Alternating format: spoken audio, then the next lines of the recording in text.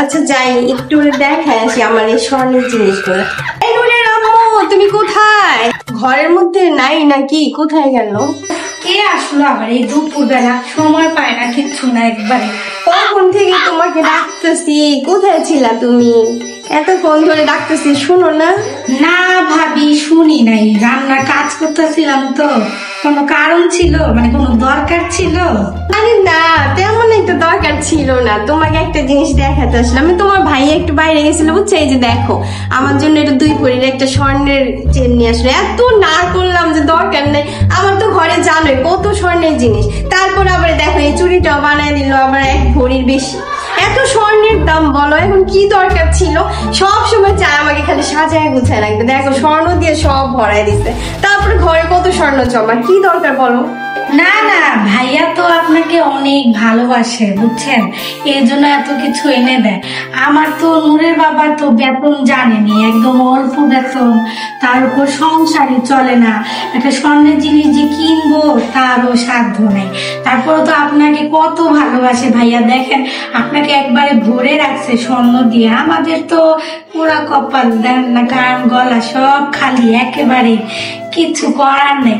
আসেন ভিতরে আসেন ভাবি। আরে না না, তোমাদের বাসায় তো আবার এসি নেই, জানো না আমি এসি ছাড়া থাকতে পারি না।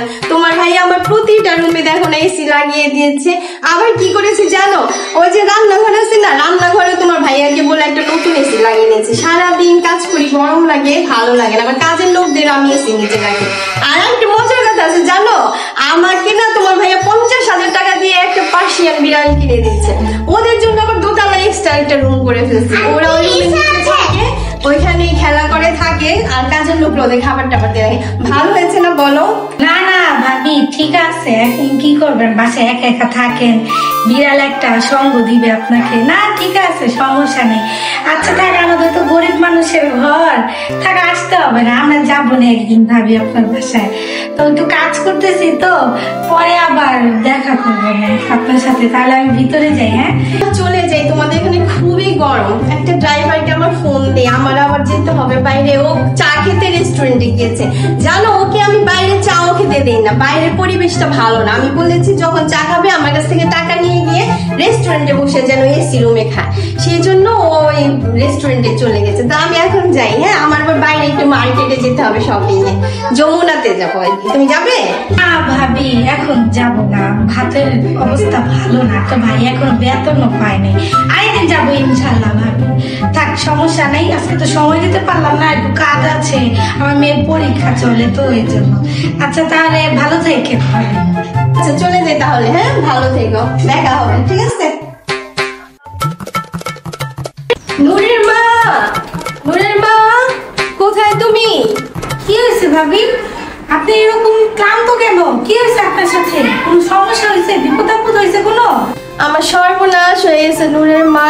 তোমার ভাইয়া ব্যবসায় বড় ধরনের একটা লস খেয়েছে। আমার সব বাড়ি গাড়ি স্বর্ণদানা সব কিছু বিক্রি করতে হইতেছে। আমি আর টিকতে পারতেছি না, আমার অসহ্য লাগতেছে। তোমার ভাইয়া এত বড় সর্বনাশ করলো, ব্যবসা বাণিজ্য সব কিছু শেষ হয়ে গেল। আমি এখন কি নিয়ে বাঁচবো? আমার হাতে কোনো টাকা পয়সা কিচ্ছু নাই।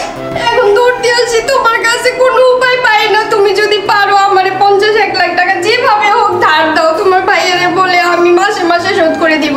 আল্লাহ, আপনার এত বড় বিপদ, কি যে করি। আচ্ছা আপনার ভাইয়ের কাছে আমি বইলা দেখি ওর কাছে টাকা থাকে কিনা, আমাদের কাছে তো সবসময় থাকে না, এর জন্যই সবসময় বিপদের জন্য কিছু টাকা বাঁচায় রাখতে হবে বুঝছেন। আচ্ছা থাক, আমি দেখি আপনার ভাইয়ের কাছ থেকে নিয়ে দিতে পারি কিনা। আচ্ছা ঠিক আছে, একটু চেষ্টা করো। আমি তাহলে যাই, আমি আরেকজনের কাছ থেকে টাকা ধার চাইছি তো, দেখি দিতে পারে কিনা।